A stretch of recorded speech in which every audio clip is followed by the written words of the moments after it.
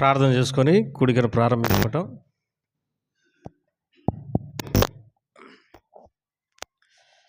ప్రేమగల తండ్రి, దయగల ప్రభా, పరిశుద్ధమైనటువంటి దేవ, నమ్మదగినటువంటి దేవ, సర్వాధికారి అయినటువంటి దేవ, నీ పాదములకు వందనములు స్తోత్రం చెల్లిస్తూ నీ ప్రియ కుమారుడు మా రక్షకుడు అయినటువంటి యేసుక్రీస్తు ప్రభువారి శ్రేష్టమైన నామం పేరట, నీ ఘనమైన నామం పేరట కృతజ్ఞతలు చెల్లించి ఆరాధించి మహిమపరుస్తుంటున్నాం. ఇంతవరకు మాకు తోడుగా ఉండి గుడికి నడిపించినందుకే స్తోత్రములు ప్రభా. ఈ బైబిల్ స్టడీ గుడికిని ఆశీర్వదించండి, మా అందరితో మీరు ఉండండి, నీ ఆత్మ సంచారం మాకు దయచేయండి, శత్రు కార్యములన్నీ లయించండి. యేసు ప్రభువారి నామం పేరట అడిగి పెట్టుకుంటున్నాం తండ్రి, ఆమేన్.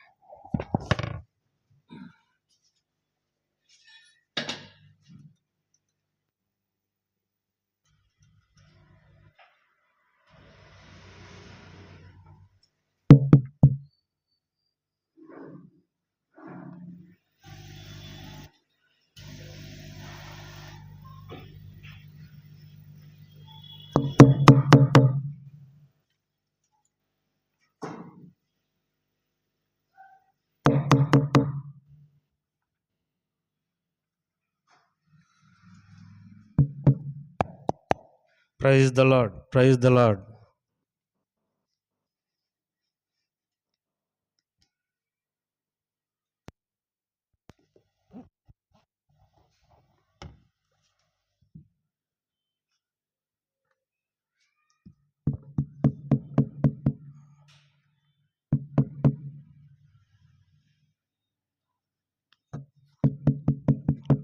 Praise the Lord.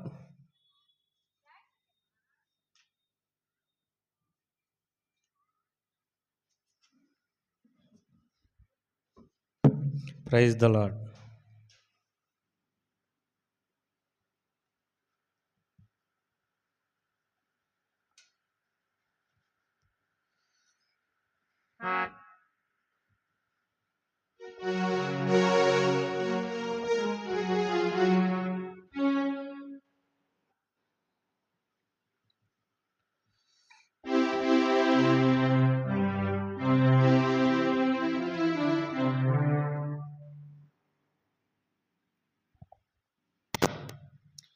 పాట సంఖ్య 47.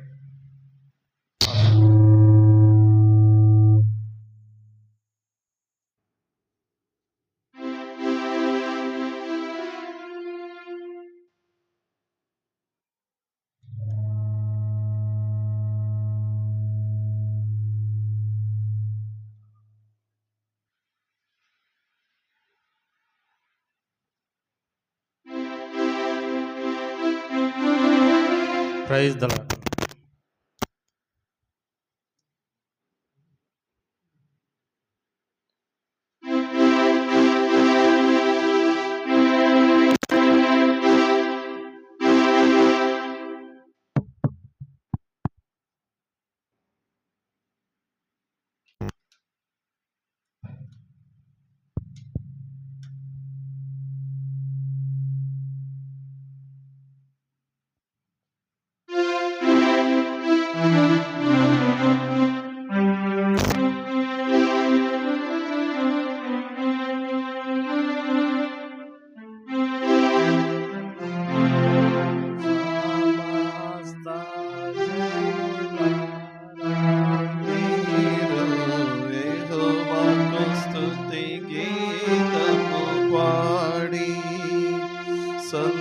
సంతోషముతో సన్నిధిలో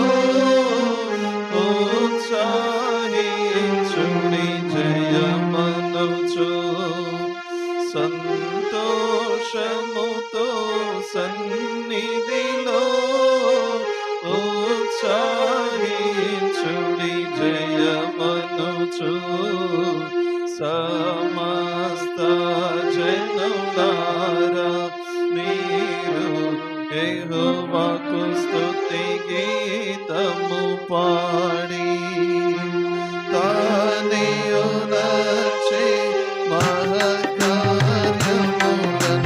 పాపిని రక్షింపగలిగాయెను, తానేయునచే మహత్కార్యములను పాపిని రక్షింప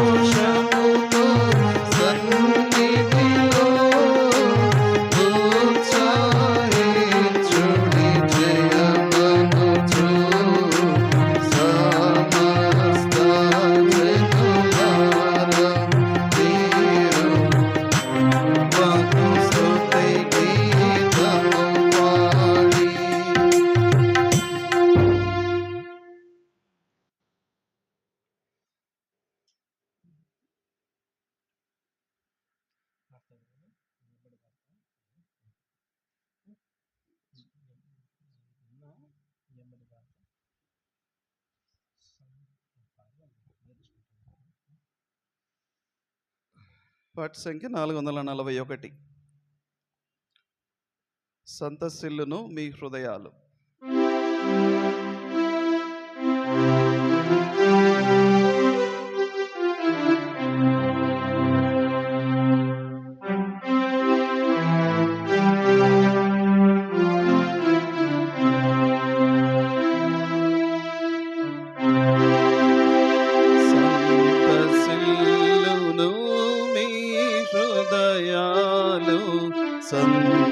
సంతసిల్లును మీ హృదయాలు, సీయోను మహిమ చూచి, సీయోను మహిమ చూచి, సుందర వరుడు యేసు ప్రభువు, సుందర వరుడు యేసు ప్రభువు, సుందరవతి సీయోను,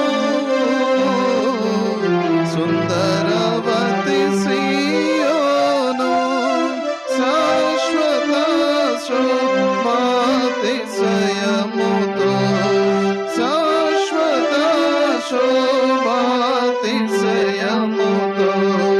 బాసిల్లుటను చూచి, బాసిల్లుటను చూచి, సంతసిల్లును మీ హృదయాలు, సంతసిల్లును మీ హృదయాలు, సీయోను మహిమ చూచి, సీయోను మహిమ చూచి, నీలమయని త్యాపునాదుడు, నీలమయని త్యాపునాదుడు,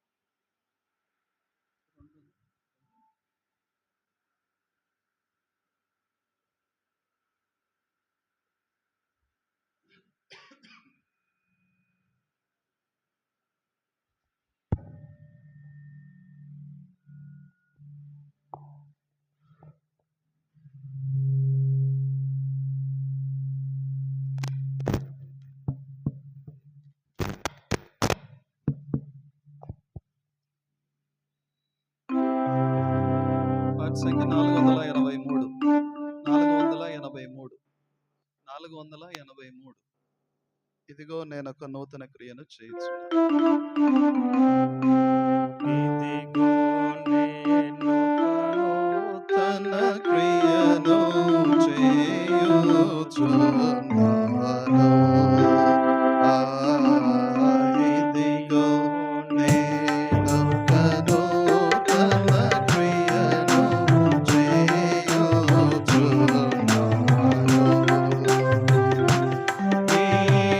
ఈనాడే అది నిలచును అని నాలో చింపారా.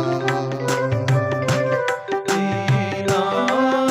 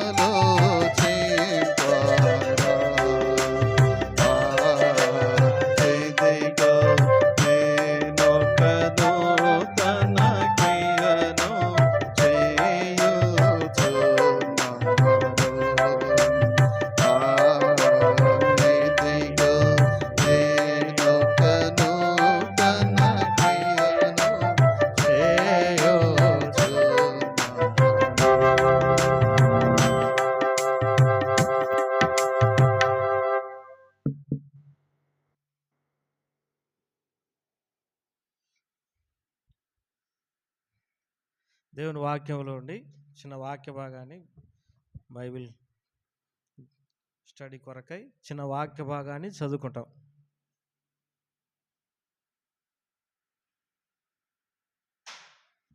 దేవుని వాక్యంలో ఉండి రోమిలకు రాసిన పత్రిక 1వ అధ్యాయం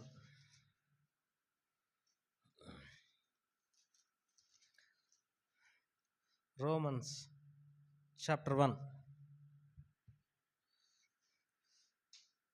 మొదటి నుండి చివరి వరకు మొదటి నుండి చివరి వరకు అందరం కలిసి చదువుకుంటాం.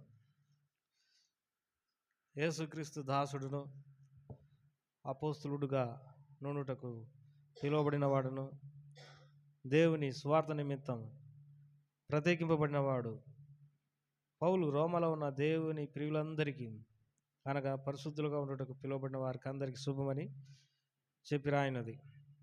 మన తండ్రి అయిన దేవునుడి ప్రభు అయిన క్రీస్తు యేసు నుండి కృపయు సమాధానములు మీకు కలుగును గాక. దేవుడు తన కుమారుడును మన ప్రభువునైన యేసుక్రీస్తు విషయమైన ఆ సువార్తను పరిశుద్ధ లేఖంలో యందు తన ప్రవక్తల ద్వారా ముందు వాగ్దానం చేసింది. యేసుక్రీస్తు శరీరమును బట్టి దావీదు సంతానముగాను మృతుల్లో ఉండి పునరుత్థానుడైనందున పరిశుద్ధమైన ఆత్మను బట్టి దేవుని కుమారుడుగాను ప్రభావంతోనూ నిరూపింపబడెను.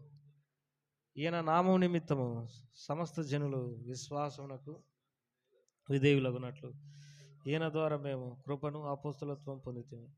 మీరును వారిలో ఉన్నవారై యేసుక్రీస్తు వారుగా ఉండుటకు పిలువబడి ఉన్నారు. మీ విశ్వాసము సర్వలోకమున ప్రచురం చేయబడుట బట్టి మొదట మీ అందరి నిమిత్తం యేసుక్రీస్తు ద్వారా దేవునికి కృతజ్ఞతాస్తుతులు చెల్లించున్నాను. ఇప్పుడు ఎలాగైనాను ఆటంకం లేకుండా మీ వద్దకు వచ్చుటకు దేవుని చిత్తం వలన నాకు వీలు కలుగునని నా ప్రార్థనల యందు ఎల్లప్పుడూ ఆయనను బ్రతిమలాడుకొనుచు మిమ్మును గుర్చి ఎడతెగక జ్ఞాపకం చేసుకొనుచున్నాను. ఇందుకు ఆయన కుమారుని సువార్త విషయమై నేను నా ఆత్మయందు సేవించిన దేవుడే నాకు సాక్షి. మీరు స్థిరపడవలనని, అనగా మీకును నాకును కలిగిన విశ్వాసం చేత, అనగా మనం ఒకని విశ్వాసం చేత ఒకరు ఆదరణ పొందవలనని, ఆత్మ సంబంధమైన కృపావరం ఏదైనాను మీకు ఇచ్చుటకు మేము చూడవలనని మిగుల ఆపేక్షించున్నాను. సహోదరులారా, నేను ఇతరులైన అన్యజనులలో ఫలం పొందినట్లు మీలో కూడా ఫలం ఏదైనాను పొందవలనని అనేక పర్యాయములు మీదకు రానుద్దేశించింది, కానీ ఇది వరకు ఆటంకపరచబడుతుంది. ఇది మీకు తెలియకుండా నాకు ఇష్టం లేదు. గ్రీసు దేశస్థులను గ్రీసు కాని వారికి జ్ఞానులకు మూఢులకు నేను రుణస్తుడను కాగా, నా వలన ఎంత మటుకు రోమాలోని మీకును స్వార్థ ప్రకటించు సిద్ధంగా ఉన్నాను. స్వార్థను గురించి నేను సిగ్గుపడవాడు కాను, కానీ ఎలా అనగా నమ్మువానికి మొదట యూదునికి గ్రీసు దేశస్తునికి కూడా రక్షణ కలగజేయుటకు అది దేవుని శక్తి అన్నది. ఎందుకని నా నీతిమంతుడు విశ్వాస మూలంగా జీవించునని రాయబడిన ప్రకారం విశ్వాస మూలంగా అంతకంతక విశ్వాసం కలుగునట్లు దేవుడు నీతి దాని యందు బయలుపరచును. దుర్నీతి చేత సత్యమును అడ్డగించు మనుషుల యొక్క సమస్త భక్తిహీనత మీదను దుర్నీతి మీదను దేవుని కోపం పరలోకం నుండి బయలుపరచబడుచున్నది. ఎందుకనగా దేవుని గురించి తెలియశక్యమైనది ఏదో అది వారి మధ్య విషదమైనది. దేవుడు అది వారికి విశదపరచను. ఆయన అదృశ్య లక్షణములు అనగా ఆయన నిత్యశక్తి దేవత్వమును జగదుత్పత్తి మొదలుకొని సృష్టింపబడిన వస్తువులను ఆలోచించడం వలన తేటపడుచున్నది కనుక వారు నిరత్రులై ఉన్నారు. మరి వారు దేవుని ఎరిగి ఆయనను దేవునిగా మహింపరచలేదు, కృతజ్ఞతాస్తుతులు చెల్లింపలేదు, కానీ తమ వాదముల యందు వర్ధలేరు. వారి అవివేక హృదయం అంధకారమైన తమ జ్ఞానులమని చెప్పుకొనొచ్చు బుద్ధిహీనులైరి. వారు అక్షయుడకు దేవుని మహిమను క్షేమగు మనుషుల యొక్కయు పక్షుల యొక్కయు చతుస్పద జంతువుల యొక్కయు పురుగుల యొక్కయు ప్రతిమ స్వరూపంగా మార్చిరి. ఈ హేతు చేత వారు తమ హృదయంలో దురాలోచనను అనుసరించి తమ శరీరంలో పరస్పరం అవమానపరుచుకున్నట్టుకు దేవుడు వారిని అపవిత్రతకు అప్పగించారు. అటు వారు దేవుని సత్యమును అసత్యమునకు మార్చి సృష్టికర్తకు ప్రతిగా సృష్టమును పూజించి సేవించినట్లు యుగముల వరకు ఆయన స్తోత్రార్హుడైనాడు.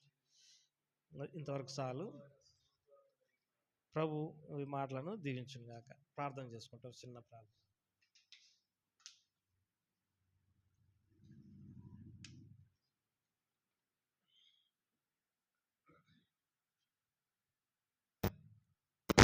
ప్రేంగల తండ్రి, దయగల ప్రభు, వందనాలు, స్తోత్రములు.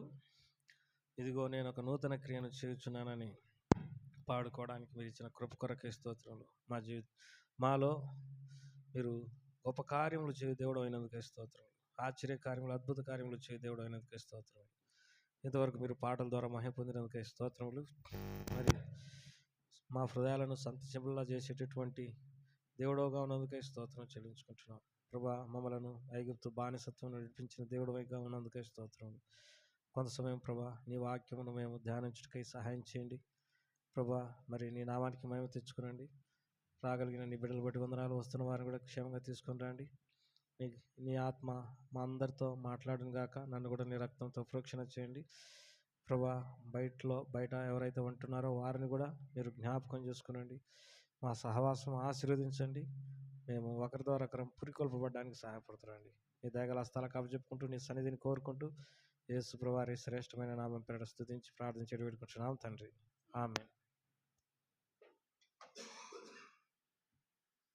చదువుకున్న ఈ వాక్య భాగాలను ప్రభువారు మన కొరకై దీవించి ఆశీర్వదించునుగాక.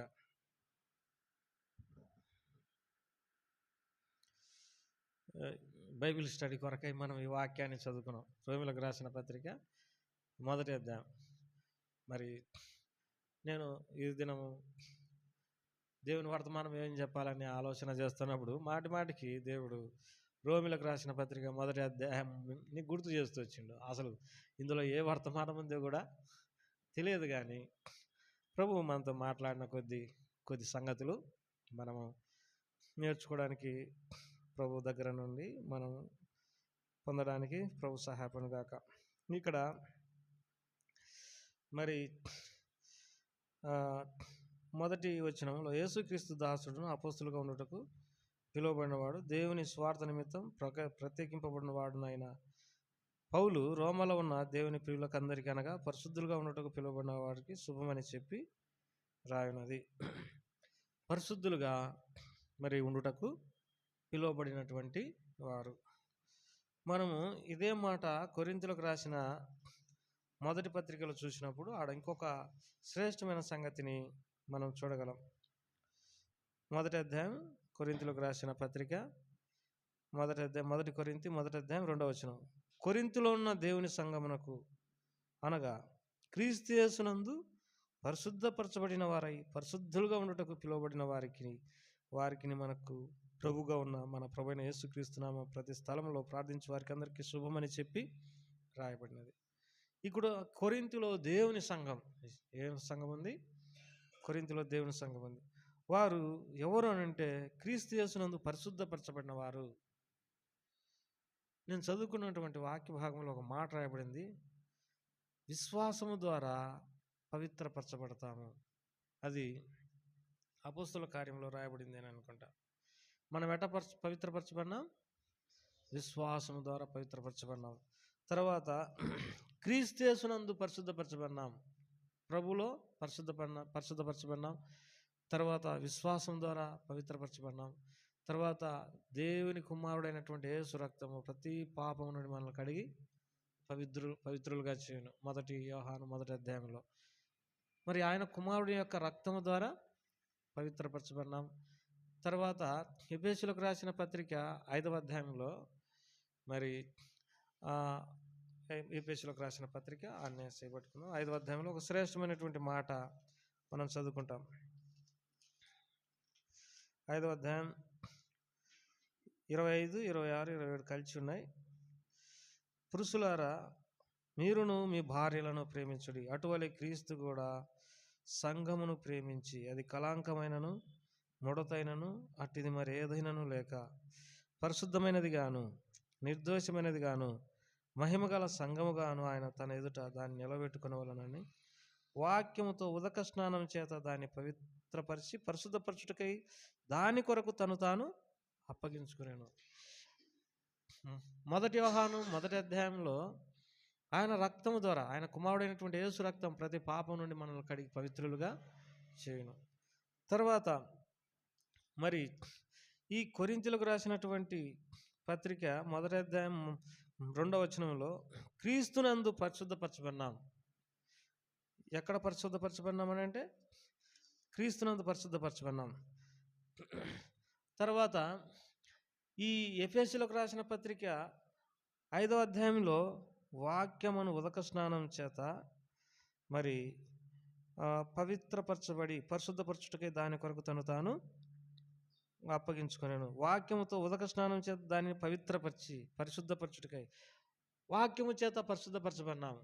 వాక్యము చేత పరిశుద్ధపడినాము. తిమోతిలకు రాసిన పత్రికలో ఇంకొక మాట కూడా, తిమోతికి రాసిన పత్రికలో పౌలు తిమోతికి రాసిన పత్రికలో కూడా ఒక వాక్యాన్ని చదువుకుంటాం. తిమోతికి రాసిన పత్రిక, పౌలు తిమోతికి రాసిన పత్రికలో ఒక శ్రేష్టమైనటువంటి మాట, 4వ అధ్యాయం, 1 తిమోతి 4వ అధ్యాయం. ఎలా అనగా అది దేవుని వాక్యం వలనను ప్రార్థన వలనను పవిత్రపరచబడుచున్నది. 5వ వచనంలో 1 తిమోతి 4:5లో ఎలా అనగా అది దేవుని వాక్యం వలనను ప్రార్థన వలనను పవిత్రపరచబడుచున్నది. ఒక ఆయన అన్నాడు, మనం ఎందుకు ప్రార్థన చేత వాక్యం చేత దేవుని మందిరాన్ని లేక ఇంటిని లేకపోతే ప్రతి వస్తువును ప్రార్థన చేస్తాం అని అంటే, నీ నిమిత్తము నేల ఏం చేయబడిందంట? శపించబడింది. శాపగ్రస్తమైన దానిలో నుండి మనం ఇనుము తీసుకున్నాం, మట్టి తీసుకున్నాం, ఇటుక తీసుకున్నాం, సమస్త వస్తువులు శాపగ్రస్తమైనవి.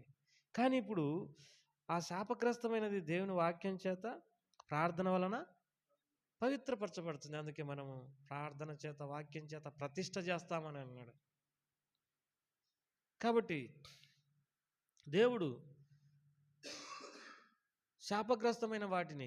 శాపగ్రస్తమైనటువంటి వారిని ఏ రీతిగా తాను పవిత్రపరుస్తాడు, పరిశుద్ధపరుస్తాడంటే తనలో పరిశుద్ధపరుస్తాడు, తన రక్తము ద్వారా పవిత్రపరుస్తాడు, తన వాక్యము ద్వారా పవిత్రపరుస్తాడు, ప్రార్థన ద్వారా పవిత్రపరుస్తాడు, తన వాక్యము ద్వారా పవిత్రపరుస్తాడు. యోహాను సువార్త 15వ అధ్యాయం 1వ వచనంలో ఇంకొక మాట కూడా మనం చదువుకుంటాం. యోహాను సువార్త 15వ అధ్యాయం, యోహాను సువార్త 15వ అధ్యాయం 3వ వచనం. నేను మీతో చెప్పిన మాటను బట్టి. ఇక్కడ ఎవరితో ఈ మాట అంటా ఉన్నాడు? శిష్యులతో అంటా ఉన్నాడు. ఏమంటున్నాడు అంటే, నేను చెప్పిన మాటను బట్టి మీరు పవిత్రులై ఉన్నారు. ఈ మాట అర్థమేమిటి అని మనం ఎరగాల్సినటువంటి వారం అంటున్నాం. లోకమంతా మనల్ని అపవిత్రుడన్నా మనం చింతించాల్సిన అవసరం లేదు, బాధపడాల్సిన అవసరం లేదు. మోసగాడన్నా, అపవిత్రుడన్నా, అన్యాయస్తుడన్నా కానీ ఇబ్బంది ఏమి లేదు. కానీ దేవుడు ఒక మాట చెప్తారు, ఎంత పాపైనమైతుడు ఆయన ఎంత పాపైన వ్యక్తిని కూడా నువ్వు రైట్ అంటే చాలు, వీఆర్ రైట్ అంతే. ఎందుకనంటే ఆయనకు అధికారం ఉంది. ఎంత పాపిని కూడా ఆయన ఏం చేయగలడు? క్షమించగలడు, లేకపోతే పవిత్రునిగా చేయగలడు. ఒకవేళ యేసుప్రభువారు అనేది ఏంటంటే, మీలో పొరపాట్లు ఉండొచ్చు శిష్యులారా, maybe sometimes you have done some mistakes. మీరు కొన్ని పొరపాట్లు చేసి ఉండొచ్చు. నేను చెప్తా ఉండా, మీరు పవిత్రులు అంతే. ఎందుకు పవిత్రులు అంటే, ఆయన శిష్యులు, ఈజ్ డిసైపుల్, ఫాలో హిమ్. ఆయన శిష్యులు ఆయనను వెంబడిస్తూ వచ్చినారు. ఆయన పడిన శ్రమలన్నింటిలో వారు కూడా శ్రమ పడుతూ వచ్చినారు. ఒక సందర్భంలో మరి ఒక శిష్యుడు అన్నాడు యేసు ప్రభువుతో పాటు, ఇప్పుడు మనము లాజరును నిద్ర లేపుదాం పదం అన్నప్పుడు, ఇప్పుడే యూదులు నేను రాళ్ళతో కొట్టి చంపాలని చూస్తున్నావు కదా, నీతో పాటు సావడానికి వస్తాం పా అన్నాడు. అంటే ఎంత నీ శిష్యులం గనక మేము నీతో పాటు సావడానికైనా వస్తాము, నీకేమో పోవాలనే ఉంది బేతనియాకు, యూదులేమో నిన్ను రాళ్ళతో కొట్టి చంపాలని అన్నారు. ఒకవేళ ఎవరొకరు మనల్ని వెంబడిస్తూ ఉన్నారనుకో, ఎంతో కష్టపడి మనల్ని ఫాలో అవుతున్నారనుకో, అంటే మనకు అనుకూలంగా ఉంటూ, మన మాట వింటూ, తర్వాత మనకు ఎంతో నమ్మకస్తులుగా ఉంటూ ఉన్నప్పుడు చిన్న చిన్న పొరపాట్లు ఏం చేయం, పట్టించుకోం. ఎందుకంటే వారు పడిన శ్రమలను గుర్తు చేసుకుంటాం, వారు పడిన కష్టాలను గుర్తు చేసుకుంటాం, వారు మనల్ని అనుసరించిన తీరు గుర్తు చేసుకొని చిన్న చిన్న విషయాలు ఏం చేయడం అంటే పట్టించుకోం. యేసుప్రభువు వారు చెప్పే మాట ఏంటిదని అంటే, నేను చెప్పిన మాటను బట్టి మీరు ఇప్పుడు ఏమై ఉన్నారు, పవిత్రులైనారు. నేనే చెప్తా ఉండా, మీలో పొరపాట్లున్నా, తప్పిదాలున్నా, లోపాలున్నా నేనే చెప్తా ఉండా, మీరేమైనారంటే పవిత్రులై ఉన్నారు. ఆయన ఎవరినైనా తన ప్రేమ చొప్పున, తన కనికరం చొప్పున, తన ఇష్టం చొప్పున నువ్వు పవిత్రుడు అంటే వాళ్ళు పవిత్రులైపోతారు, ఎంత పాపులైనా. యేసుప్రభువు వారు ఒక పాపాత్మురాలైనటువంటి స్త్రీతో అన్నాడు, ఆమె విస్తారంగా ప్రేమించను కనుక ఆమె విస్తార పాపములు క్షమించబడినాయి అని అన్నాడు. కాబట్టి మహా గొప్ప దేవుడు మరి ఆయన కొంతమందిని పవిత్రపరిచిండు, కొంతమందిని పవిత్రపరచలేకపోయినాడు. ఎవరిని పవిత్రపరచలేకపోయినాడు, ఎవరిని పవిత్రపరిచినాడు అని అంటే, వారు విశ్వాసం ద్వారా పవిత్రపరచబడినారు. ఎవరైతే ఆయన విశ్వాసం ఉంచినారో వారు పవిత్రపరచబడుతూ వచ్చినారు. దేవుని వాక్యంలో ఒక మాట రాయబడింది. ఏం రాయబడిందంటే, తమ దృష్టికి తాము శుద్ధులై తమ మాలిన్యం కడగబడినటువంటి తరం గలదు. సామెతల గ్రంథంలో మనం ఈ మాట చదువుకుంటాం. ఎవరు తమ దృష్టికి మేము మంచివారిమి, మేము పవిత్రులం, పరిశుద్ధులమని దేవుని నీతిని పక్కన పెట్టేస్తారో, దేవుని యొక్క పరిశుద్ధత కోరుకోరో, వారు పవిత్రపరచబడలేరు. వీళ్ళలో శాస్త్రులు, పరిసయ్యులు, లేకపోతే ఇంకా ఇజ్రాయేలీలలో చాలామంది వారు తమ పాపాలు తీసేసుకోలేకపోయినారు. వారు ఎన్నో భక్తి కార్యక్రమాలు చేసినప్పటికీ, వారు పుదీనాలో జీలకర్రలో దశమ భాగం ఇచ్చినప్పటికీ, వారు మరి ఎంతో పరిశుద్ధతను ఆచరించినప్పటికీ, ఎన్నో పండుగలు ఆచరించినప్పటికీ వారు ఏం కాలేకపోయినారని అంటే, దేవుని వాక్యంలో రాయబడింది, తమ విషయమై దేవుని సంకల్పాన్ని శాస్త్రులు, పరిసయ్యులు ఏం చేసినారంటే నిరాకరించినారని రాయబడింది. రోమిలకు రాసిన పత్రికలో పౌలు అంటాడు, సహోదరులారా, ఇజ్రాయేలీలు రక్షణ పొందవలనని నా హృదయాభిలాష, వారి నిమిత్తమై నేను చేయ ప్రార్థన అయినది. వారు దేవుని యందు ఆసక్తి గలవారని నేను సాక్ష్యం ఇస్తున్నాను. ఆయనను వారి ఆసక్తి జ్ఞానానుసారమైనది కాక అంటూ వారు దేవుని నీతిని ఎరగక తమ స్వనీతిని స్థాపింపబూనుకొనుచున్నారు. అంటే అర్థం ఏంటిది? దేవుని నీతి మనలను నీతిమంతులుగా చేసింది. ఆయన యందు మనం విశ్వాసం ఉంచడం చేత నీతిమంతులుగా చేయబడినాం. అయితే దేవుని నీతిని ఎరగక తమ స్వనీతిని స్థాపింపబూనుకొనుచున్నారని అంటే అర్థం ఏంటిదని అంటే, మరి వీధులలో వందన వచనాలు కోరుకుంటారు, విందులలో అగ్రస్థానాలు కోరుకుంటారు, తర్వాత అందరి చేత మంచివారమని పిలువబడాలని ఆశ కలిగి ఉంటారు. ఎంత కాడికి మేము గొప్పవారిమి, మంచివారిమి, పరిశుద్ధులమని దేవుణ్ణి నెట్టేసి మరి వారి తమ స్వనీతిని స్థాపింపబూనుకొనుచున్నారు. ఇది మనం సులువుగా అర్థం చేసుకోవడానికి ఒక చిన్న మాట ఏంటిదని అంటే, మరి భక్సింగ్ గారిని ఎవరో ఒక ఆయన అడిగిండంట, ఎంత గొప్ప మరి సేవ చేస్తున్నావన్నా, నువ్వు ప్రవక్తవు, పరిశుద్ధునివి అంటే ఆయన ఏమన్నాడంట, ఆయన కృపచేత రక్షించబడిన పాపిని అని అన్నాడంట. ఆయన కృపచేత రక్షించబడిన పాపిని. నేను సేవ చేస్తుండా కరెక్టే, ఒకప్పుడు నేను పాపిని, ఆయనే నన్ను రక్షించినాడు. ఆయన ఇంకొక విషయం చెప్పేవాడు. ఏం చెప్పేవాడు అంటే, సంతోషం కలిగి నెమలి తన రెక్కలు విప్పి నాట్యం ఆడేటప్పుడు అసలు దానికి ఎంతో సంతోషం ఉంటుందనంట. అయితే ఒక్కసారి తన కాళ్ళకి వెళ్ళి చూసుకుంటే సిగ్గుపడుతుందనంట. ఎందుకంటే కాళ్ళు నల్లగా ఉంటాయి. అటనే మనం ఎంతో సేవ చేసినప్పటికీ, ఎంతో మంచివారం అని ప్రజలు మన గురించి మాట్లాడుకున్నప్పటికీ, ఒకప్పుడు మనం ఎవరం? పాపులము. ఆయన కృపచేత ఏం చేయమన్నాం? రక్షించమన్నాం. ఆ గొప్ప దేవుడే ఏమంటున్నాడు అంటే శిష్యులతో, నేను చెప్పిన మాటను బట్టి మీరు ఇప్పుడు మరి ఏమైనారు? పవిత్రులై ఉన్నారు అని దేవుని వాక్యంలో రాయబడింది. ఇక మనము పాత నిబంధనకు వచ్చేసరికి, పాత నిబంధనలో ఒక మాట రాయబడింది. ఏం రాయబడింది అంటే, నా సన్నిధిని బట్టి అవి పరిశుద్ధపరచబడును. ఆయన సన్నిధి ద్వారా మనం ఏం చేయబడతాం? పరిశుద్ధపరచబడతాం. ఆయన నామమును బట్టి మనం ఏం చేయబడతాం? పరిశుద్ధపరచబడతాము అనే మాటలు నేను చదువుకునేటప్పుడు గమనించిన. ఆయన సన్నిధి ద్వారా, ఆయన నామమును బట్టి మనం ఏం చేయబడినామంటే పవిత్రపరచబడినాం. దేవుని ప్రజలారా, ఈ రోమిలకు రాసిన పత్రిక మొదటి అధ్యాయంలో మరి పౌలు ఏమంటాడంటే చాలా శ్రేష్టమైనటువంటి మాట రాసినాడు. ఇందులో 3 సంగతులు మాత్రం ఈ అధ్యాయంలో మనం చూడగలం. ఒకటి ఏంటిదనంటే, మరి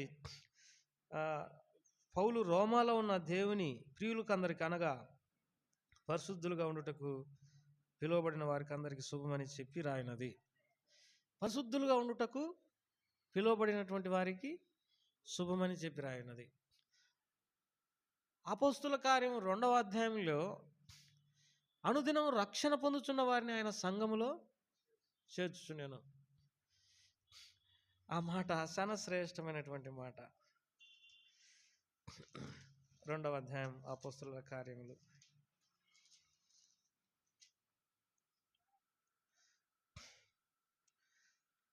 అపోస్తుల కార్యములు 2వ అధ్యాయం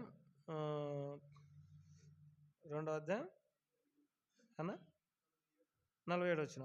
ఆనందంతోనూ నిష్కపటమైన హృదయంతోనూ ఆహారం పుచ్చుకొనుచుండిరి, మరియు ప్రభు రక్షణ పొందుచున్న వారిని అనుదినం వారితో చేర్చునేను.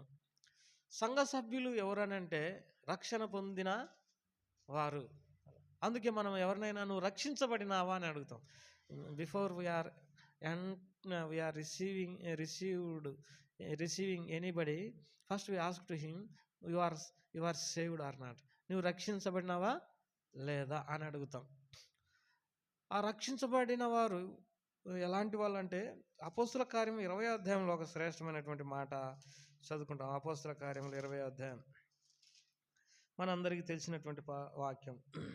38 వచ్చిన. దేవుడు తన స్వరక్తమిచ్చి సంపాదించిన తన సంఘమును కాయుటకు పరిశుద్ధాత్మ మిమ్మును దేనియందు అధ్యక్షులుగా ఉంచెనో ఆ యావత్మందను గురించి మీ మటుకు మిమ్మల్ని గురించి జాగ్రత్తగా ఉండు. రక్షించబడిన వారు ఎవరు అంటే, ఆయన స్వరక్తమిచ్చి సంపాదించిన వారు.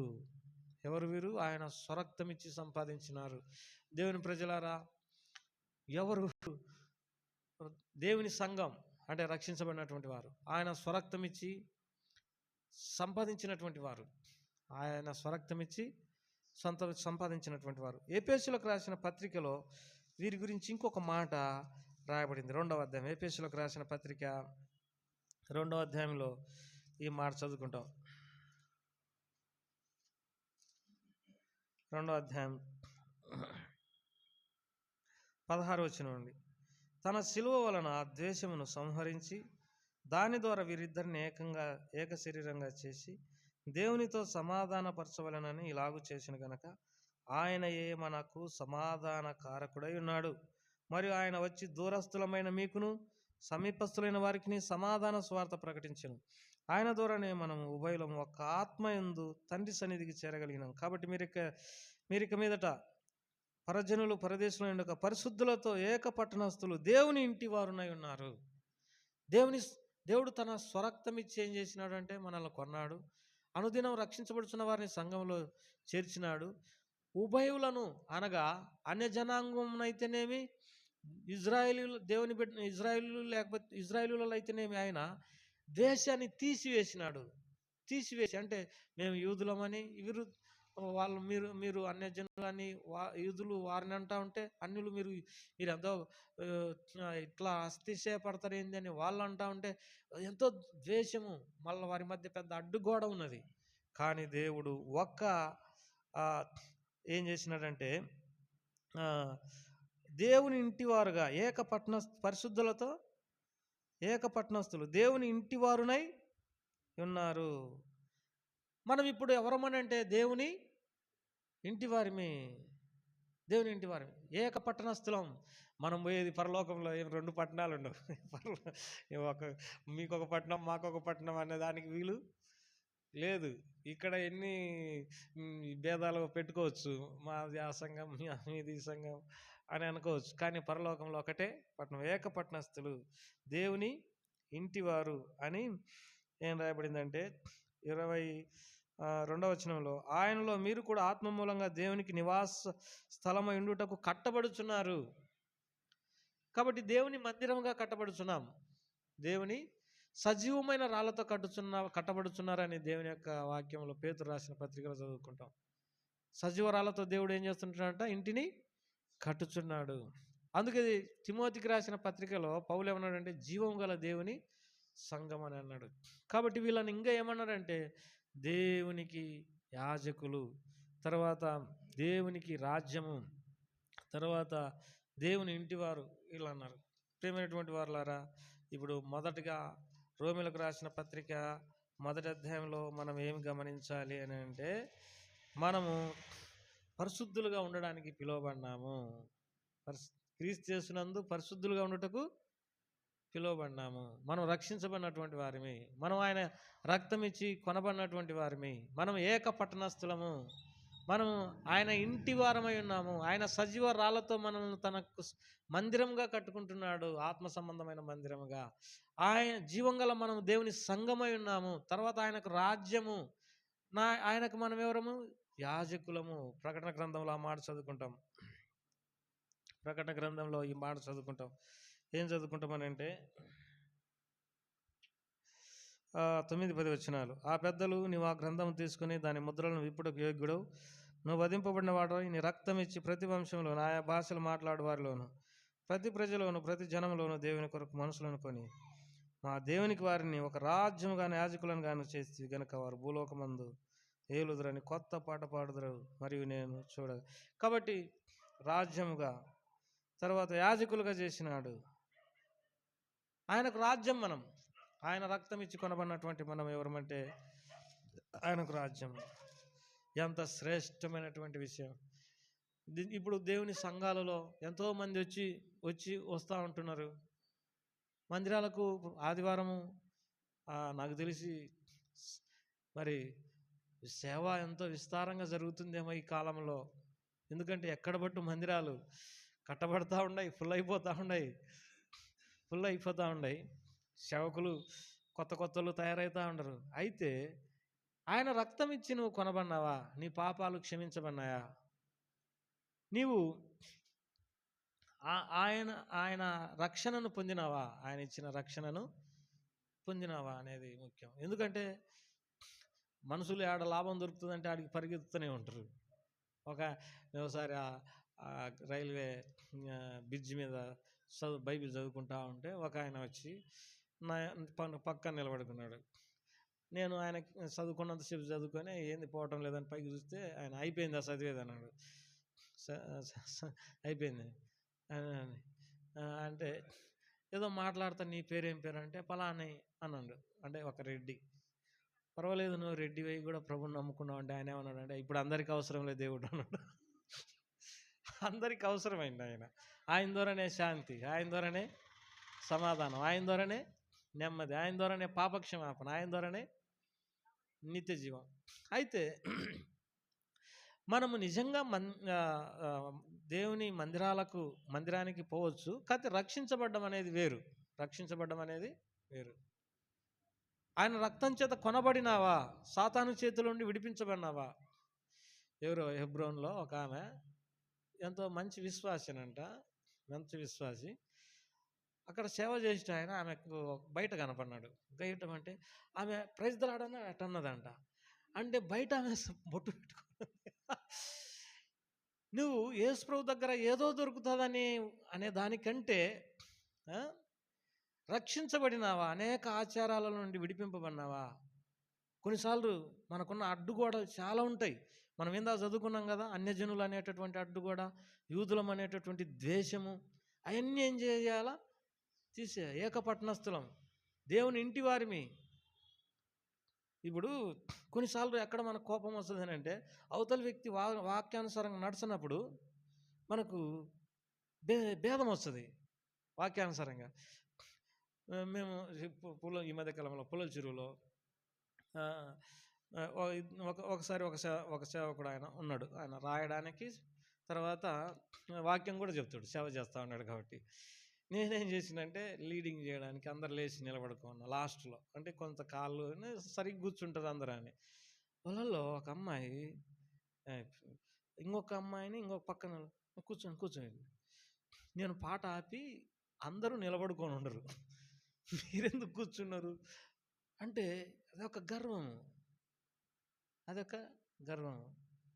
తర్వాత మళ్ళీ ఏం చేసిన మళ్ళీసారి మీటింగు పాలన్న ఆయన జాయిన్ పోతే సరే ఆ రోజు లేచి నిలబడుకుండా ఉంటే ఆ అమ్మాయి లేచి నిలబడుకోవడానికి ఇష్టపడక బయటికి పోయింది. అంటే ఏంటిది? ఎక్కడ మనకు భేదాలు వస్తాయి, ఎక్కడ సంఘంలో సమాధానం ఉండదని అంటే నిజంగా రక్షించబడినటువంటి వ్యక్తులము వాక్యానుసారంగా నడుస్తున్నప్పుడు సమస్యలు వస్తాయి. వాక్యానుసారం కొంతమంది నడవరు, కొంతమంది నడవరు.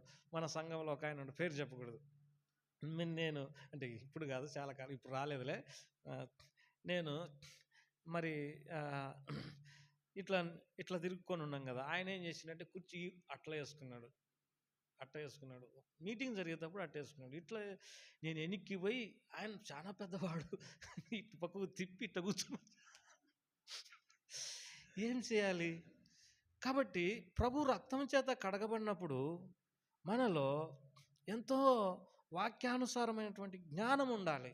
వాక్యానుసారమైన దాన్నే అది ఎట్లా వస్తుంది అని అంటే, దేవుని ప్రజలారా, ఒక వ్యక్తి నిజంగా ప్రభు రక్తం చేత కొనబడినప్పుడు ప్రభు మనం ఎట్లా కూర్చోవాలి, లేకపోతే మనం ఎట్లా దేవుని మందిరంలో ప్రవర్తించాలి, ఎట్లా మాట్లాడాలి, ఎట్లా ఉండాలి అనేది ఒక రక్షించబడినటువంటి వ్యక్తికి దేవుని ఆత్మని ఏం చేస్తుంది? బోధిస్తుంది. దేవుని ఆత్మని దాని ద్వారా తన ప్రవర్తన వాక్యానుసారంగా మారిపోయి ఉంటుంది. అప్పుడు ఎంత సౌందర్యం ఇతరులకు. మనమే స్వార్థ, ఈ స్వార్థ అంటే వాక్యము గట్టిగా వీధులలో చెప్పడము అనేది కాదు, అది అవసరం కొన్నిసార్లు, అది అవసరమే. ఇది కొన్నిసార్లు ఈజీగా చేసే స్వార్థ ఏంటంటే మనలో మన ప్రవర్తనను చూసినప్పుడు మరి ప్రజలు చాలా డిసిప్లైన్డ్గా ఉన్నారు, వీరు యేసుప్రభు వారి యొక్క బిడ్డలు అని తెలుసుకోగలరు. ఈ రోమిలకు రాసిన పత్రికలో రెండో విషయాన్ని మాట్లాడుకొని ముగించుకుంటాం. ఇక్కడ పౌలు దేవుని బిడ్డల విషయమై ఎంత ఆసక్తి కలిగి ఉన్నాడో చూద్దాం. 8వ వచనం, మొదటి అధ్యాయం 8వ వచనం. మీ విశ్వాసము సర్వలోకమున ప్రచురం చేయుచుండుటను బట్టి మొదట మీ అందరి నిమిత్తం యేసుక్రీస్తు ద్వారా నా దేవునికి కృతజ్ఞతాస్తుతులు చెల్లించున్నాను. ఇప్పుడు ఎలాగైనాను ఆటంకం లేకుండా మీ వద్దకు వచ్చుటకు దేవుని చిత్తం వలన నాకు వీలు కలుగునేమో అని నా ప్రార్థనల యందు ఎల్లప్పుడూ ఆయనను బ్రతిమలాడుకొనొచ్చు మిమ్మల్ని గురించి ఎడతెగక జ్ఞాపకం చేస్తుంచున్నాను. ఇందుకు ఆయన కుమారుని స్వార్థ విషయమై నేను నా ఆత్మందు సేవించున్న దేవుడే నాకు సాక్షి. ఇక్కడ ఒక శ్రేష్టమైనటువంటి మాట ఉంది. మీ వద్దకు రావడానికి ఆటంకం లేకుండా, మరి మీ వద్దకు రావడానికి నా ప్రార్థనల యందు ఎల్లప్పుడూ దేవుని బ్రతిమలాడుకొనుచున్నాను. దేవుని బిడ్డల విషయమై పౌలుకు ఎంత ఆసక్తి ఉందో చూడండి. ఈ విషయాన్ని మనం నిర్గమకాండంలో మోసే అహరోనులు ఫరోతో ఒక మాట అన్నారు, ఐగుప్తులో ఒక డెక్క కూడా ఇడిచిపెట్టమని అన్నారు. ఆయన ఏమంటాడు? స్త్రీలు ఇక్కడ ఉండండి, పురుషులు పోండి, లేకుంటే మీ పశువులు ఇక్కడ ఉంచండి అని అంటే వాళ్ళు ఒకటే ఒక మాట చెప్పింది, ఐగుప్తులో ఒక డెక్క కూడా మాది విడిచిపెట్టమన్నాడు. దేవుని బిడ్డలారా, దీని అర్థం ఏంటంటే ఎవరో మన కొరకు ప్రార్థించమని అడిగింటారు, లేకపోతే ఎవరో ఎక్కడో రక్షించబడినటువంటి వ్యక్తి ఉంటాడు, లేకపోతే ఎక్కడో సహవాసం లేకుండా ఈ గ్రామాలలో కొటకలాడుతూ ఉంటారు దేవుని బిడ్డలు అంటే. మనం ఏం చేయాలని అంటే అలాంటి దేవుని బిడ్డలందరి కొరకు ప్రార్థన చేయడం ఒకటే కాదు, వారిని దర్శించి వారిని ప్రోత్సహించడం అనేది కూడా ఎంతో అవసరం. ఇక్కడ పౌలు ఏమంటాడంటే, మీ విశ్వాసం సర్వలోకంలో వెళ్ళడం చూసి నాకెంతో సంతోషం కలుగుతుంది. ఆటంకం లేకుండా దేవుడు మీ వద్దకు తీసుకొస్తాడేమో అని నేను దేవునికి ప్రార్థన చేస్తుంటున్నాను అని అంటాడు. కాబట్టి చాలాసార్లు మరి ఎవరెవరో మన కొరకు ప్రార్థించమని అడిగింటారు, ఎన్నో మనవులు మనకు వచ్చింటాయి. నేను నా అనుభవం మీద చెప్తా. మేము కొన్ని నెలలు మా గ్రామంలో సేవ చేసేటప్పుడు ఆల్ నైట్ ప్రేయర్ పెట్టుకోలే. రోజు రోజుకు ఆ భారము అనేది ఏదో పెద్ద భారమైనట్టుందే. ఎప్పుడైతే మేమందరము ఆల్ నైట్ ప్రేయర్ పెట్టుకున్నామో ఆ ఆ ప్రార్థన అయిపోయిన తర్వాత భారమంతా దిగేసినట్టు అయిపోయింది. అందరి కొరకు ప్రార్థన చేసేటానికి భారమంతా ఏమైపోయింది, దిగిపోయింది. అందుకే పౌలు ఈ విషయాన్ని ఏమంటాడంటే, మూడులకు నేను రుణస్థుడను, గ్రీసు దేశస్థులు కాని వారికి మూడులకు నేను రుణస్థుడను అని అంటాడు. ఆ మాట 14వ వచనంలో, గ్రీసు దేశస్థులు కాని వారికి జ్ఞానులకు మూడులకు నేను రుణస్థుడని అంటాడు. అందరికి అప్పుండం మనము, విశ్వాసులమైన మనము చాలామందికి అప్పుండం అనేది గుర్తిరగాలి. ఎంతమందికి అప్పులం అంటే గ్రీసు దేశస్థులు కాని వారికి, తర్వాత జ్ఞానులకు మూడులకు నేను రుణస్థుడను కాగా నా వలనైనంత మట్టుకు రోమలో మీకును స్వార్థ ప్రకటించుటకు సిద్ధంగా ఉన్నాను. ఇక్కడ మాట నా వలనైనంత మట్టుకు నేను నా అప్పు తీర్చుకోవాలి. ఈ మాట ప్రతి విశ్వాసి, ప్రతి సేవకుడు, ప్రతి స్వార్థికుడికి పాటిస్తే ఎంత అప్పు తీర్చుకున్న వాళ్ళు అవుతారో. అప్పుండం మనం. నేను చెప్పే మాట అర్థమవుతుంది కదా. ఎవరెవరికి అప్పుండమంట? గ్రీసు దేశస్థులు కాని వారికి, తర్వాత మూడులకు, జ్ఞానులకు నేను రుణస్థుడను. ఎంత అప్పుండమబ్బా! ఈ అప్పు ఎప్పుడు తీర్చుకోవాలో ఎప్పుడో మీరు ఈ మాట చదివిండ. నా వలనైనంత మటుకు రోమాలోని మీకు స్వార్థ చేతనైనంత వరకు ప్రకటిస్తున్నాడు. అప్పు తీర్చుకున్నాడు. ఎవరికైనా అప్పు ఉంటే మనకు ఎట్టుంటుంది? ఎప్పుడు తీర్చుకోవాలరా, ఇంత అప్పు ఉండాలని. మరి విశ్వాసులైనటువంటి వారు, సేవకులైనటువంటి వారు మరి కొన్ని విషయాలు బయటికి చెప్పకూడదు. కానన్నా బయటి సేవ చేయరు. ఎవరు? సేవకులు అంటే పాస్టర్లు అని అంటారు. బయట ఎవరికి కాగితం పంచరు, సువార్త చేయరు. ఎందుకని అని అంటే, బయటలతో మాకెందుకు, మా సంఘస్థులను మేము కాపాడుకుంటే చాలని. నేను ఈరోజు ఈ విషయంలో నన్ను బయట సేవ గురించి కొంత ప్రశ్నిస్తా ఉంటే, బయట నిన్ను ఎవరు చేయమన్నారు? అంత ఖర్చు ఎందుకు పెట్టుకుంటుండవు? స్వార్థ పెట్టుకుంటే డీజిల్ కొట్టాలా, పత్రికలు 10,000 పత్రికలు తెచ్చిపెట్టిన మొన్న ఒక్క మిస్ అయింది ఆ విషయంలో. 10,000 పత్రికలు అట్టనే ఉన్నాయి. ఎవరు చేయమన్నారు? బైబిల్ ఎవరు పంచమన్నారు? పత్రికలు ఎందుకు పంచమన్నారు? బయట ఏమి లాభము? ఒకసారి సువార్త అయిపోయిన తర్వాత ఒక సేవకుడు ఏమన్నాడంటే, పాస్టర్ అనాలా ఆయన, ఏమన్నాడంటే, ఏం లాభం లేదు, ఎవరు కొత్తలు రాలేదే అన్నాడు. అంటే బయట పంచినంటనే ఎవరేమి వస్తారు మందిరానికి అనేది కాదు. అది అట్లా చేయడం అనేది కరెక్టు కాదు. ఇప్పుడు ఒక వ్యక్తి రక్షించబడినారంటే ఆ వ్యక్తి ఎవరి ప్రయాస వలనో కష్టపడి రక్షించబడి ఇప్పుడు ఇక్కడికి వచ్చిండు.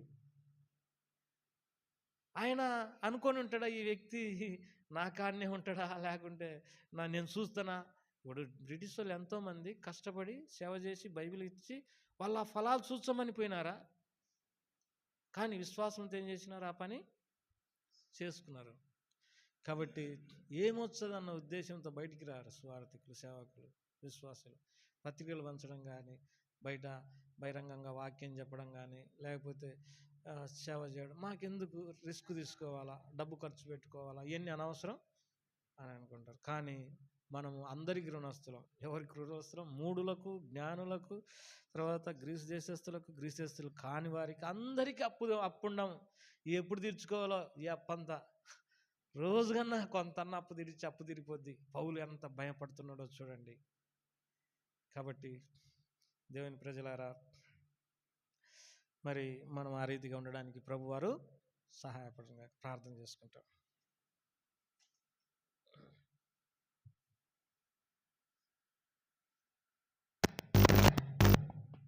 ప్రేంగల తండ్రి, దయగల ప్రభా, మీకు ఎంతో నాలుగు స్తోత్రములు. ఈ సమయంలో స్థుతిస్తూ ఆరాధిస్తుంటున్నాను, కనపరుస్తుంటున్నాను. గొప్ప దేవుడా ప్రభా, మమ్మల్ని సంఘముగా చేసినావు. అయితే రక్షించబడిన తర్వాత మేము అనేకులకు రుణస్థులుగా ఉన్నామని కూడా తెలియజేసినందుకే స్తోత్రములు. వచ్చిన నీ బిడ్డలందరినీ దీవించండి, ఈ సంఘాన్ని ఆశీర్వదించండి.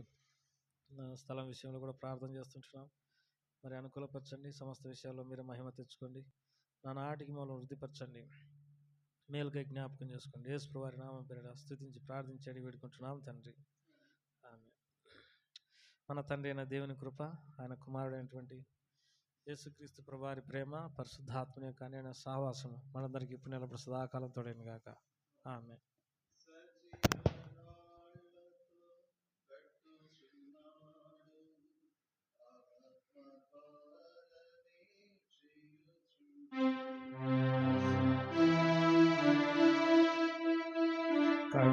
వచ్చున్నాడు ఆత్మ ద్వారానే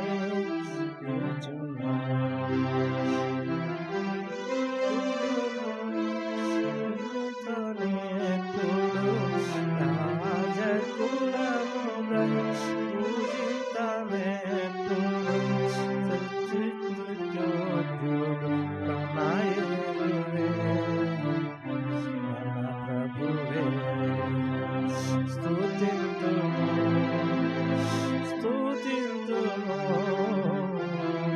ఓ యేసే